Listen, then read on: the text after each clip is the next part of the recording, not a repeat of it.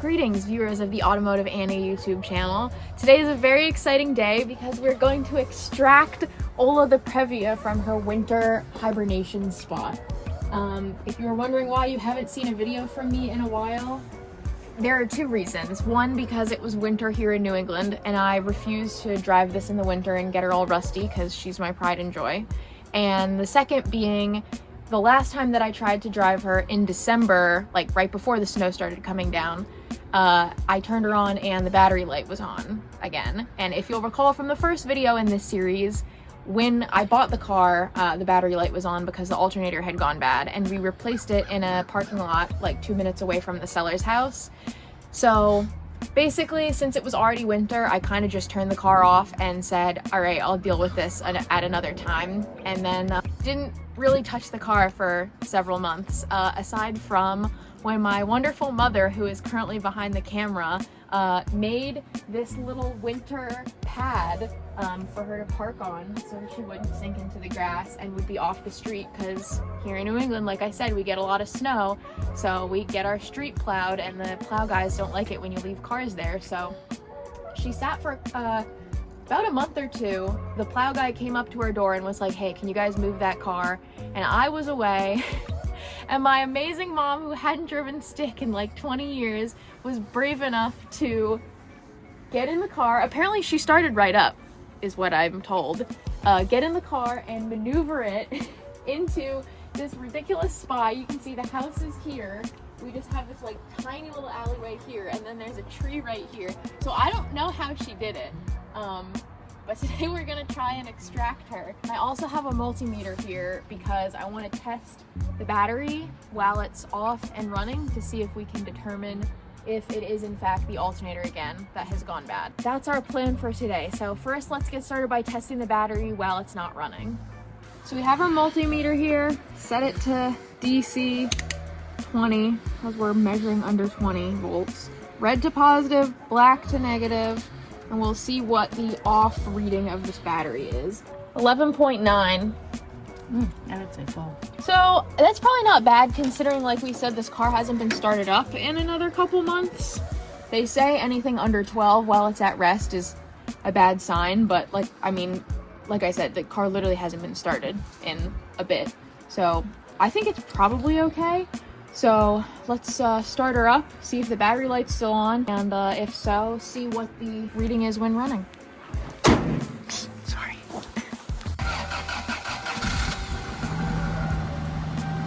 Started right up. No battery light. See?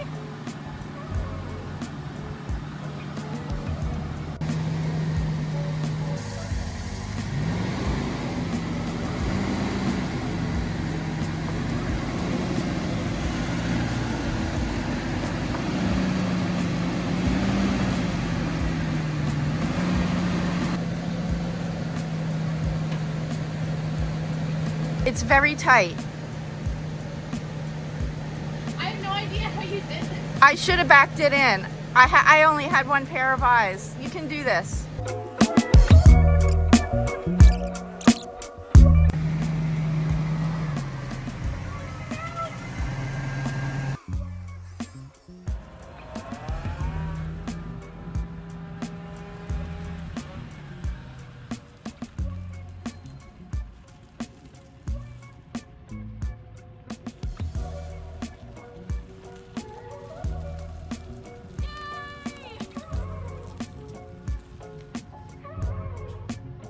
I missed her.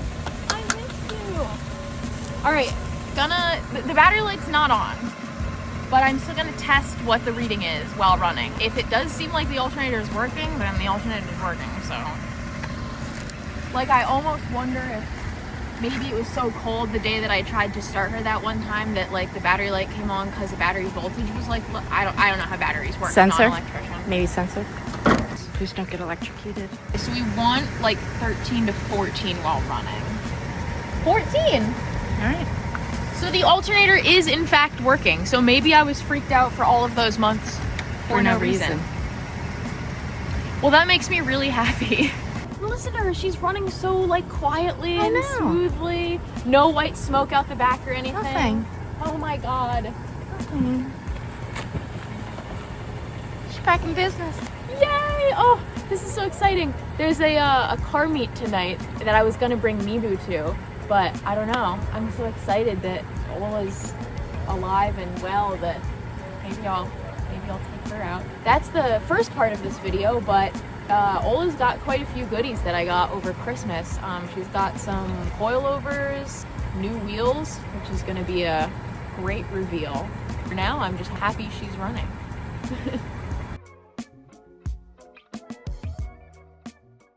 Okay, we have arrived at the shop. The wheels are in the back of Miss Ola, and the tires are here at the shop waiting for us. I got my special lug nuts that will fit these wheels, and I got my hub rings, and the coilovers are also in the car, so we're going to get to work and install all of that stuff. I'm very excited.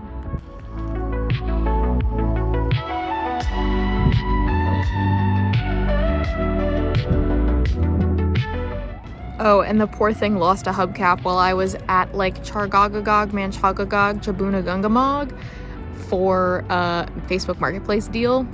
The lake demands sacrifices, so Ola has one hubcap now roaming around in the wilderness. But it's fine because it just means she really wanted those wheels to go on sooner, so I can't blame her. 24, well, 24 and a half. I'm gonna have to roll the sheet out of this. This got bonked. Wow, 27 and an 8. Too much. One of the other odds and ends that we should figure out with this car at some point is the lack of speedometer function. The tach works fine, fuel gauge works fine, temp gauge works when it feels like it. It seems like it's working right now. But to remedy this situation, somebody that I don't know the identity of at the filming of this video has sent me a Game Boy speedometer. Like literally just sent it to my address with my name on it and no return address. And I have no idea who sent it, but it's someone that knows me well enough to know that the speedometer in the Previa doesn't work. So hopefully I don't have a stalker.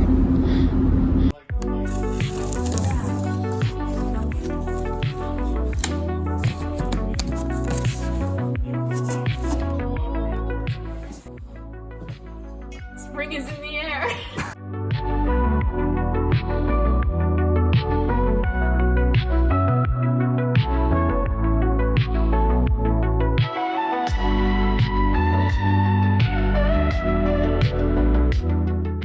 Okay, I just realized that this part of the bumper is f***ed up and I don't remember hitting this on anything, so that's annoying, but oh well. Jacob is a genuine angel upon this earth, and he's still out there washing the other wheels. I literally had to come in because my hands were freezing.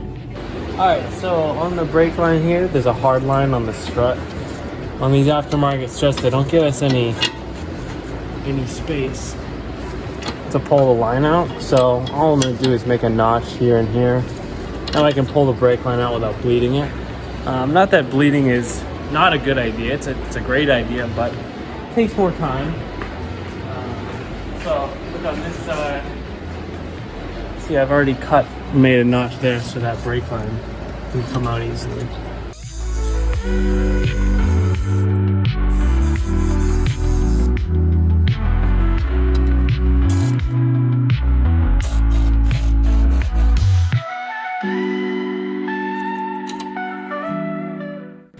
So as we discussed a couple videos ago, there is a little cover that snaps in the back of the glove box here. And if you just pop that off, you can see the top of the strut. So these are 14 mil, so I'm just gonna go grab a ratchet and take those off. And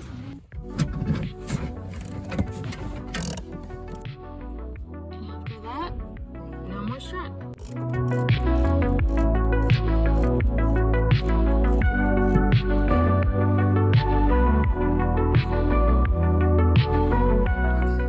So I went with the Godspeed Mono RS coilovers for the Previa.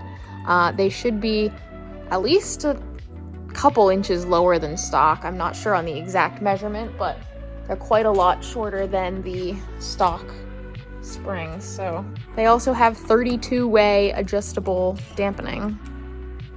This is the comparison. So as you can see, that is a lot shorter, so she gets some pretty aggressive ride height drop, which is good because there was a pretty aggressive wheel gap, so you know.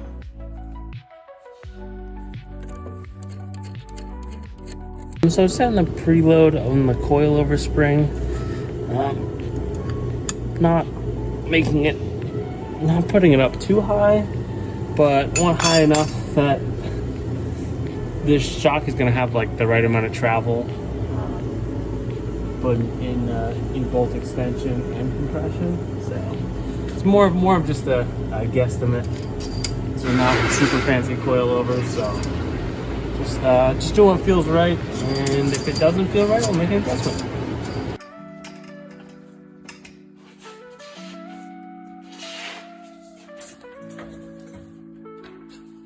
So I was like, hey, what's this mini spring here?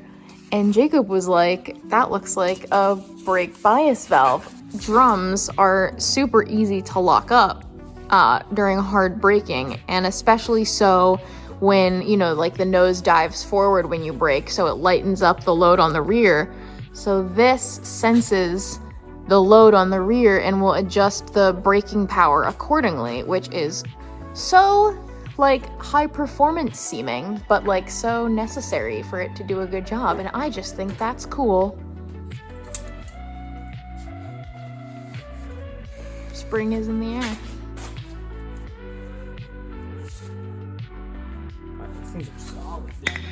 Classic aftermarket parts activity. For off-road use only in giant letters with asterisks. Then,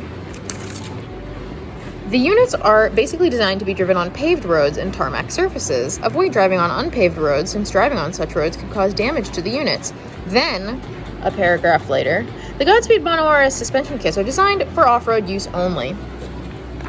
So, there you have it. But we may never know. Coming together.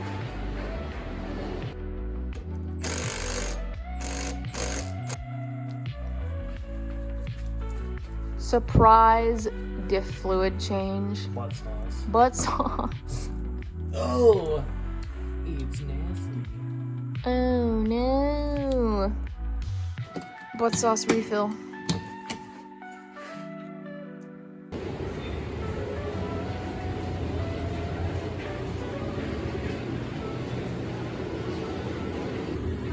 Our brings.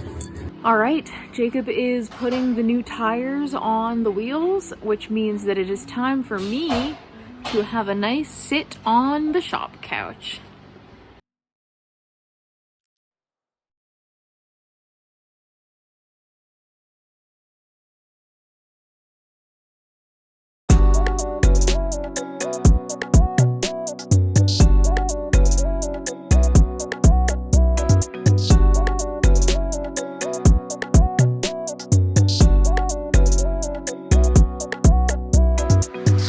I'm absolutely obsessed with how this came out. Holy crap. Oh my god, the fitment is like perfect. It's like rear, I think, could honestly still go down a little bit, but like for dailying, it's not bad, and I can still load stuff in the back. Rides great. Handles phenomenally. I mean, with the weight balance of it being mid-engine plus the coilovers, it's like shockingly good. Oh my god, and it just looks, oh, it's perfect. The vision is coming together. I'm so freaking happy.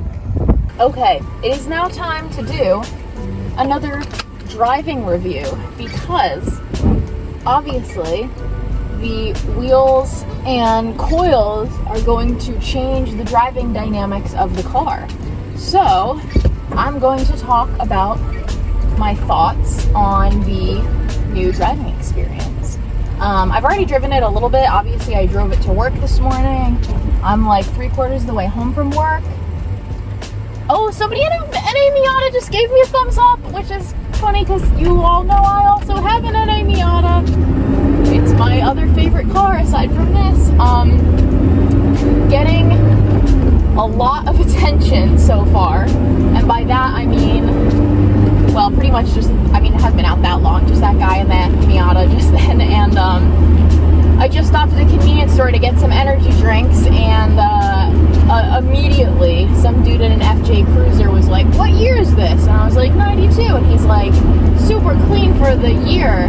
It's really a head turner." And I was like, "Hell yeah, it is." And it was funny because some random guy in like a nice businessy outfit like walked out of the convenience store, and I saw him go, which was funny. So yeah, definitely already getting attention. All right, so driving dynamics. First of all, obviously it is a couple inches lower, and you can feel that when you sit in the car. You feel, I'm obviously used to driving this at its stock height, so I can definitely feel that I'm sitting a little bit lower in the seat. First impressions, absolutely blown away by how cool it feels, like handling wise. I mean, yeah, they're, cheap coilovers, but they really do the job that they're meant to do, quite frankly. It improves the handling tenfold. There's less body roll. It honestly feels, I know it's a giant minivan, but it honestly feels almost tossable in corners because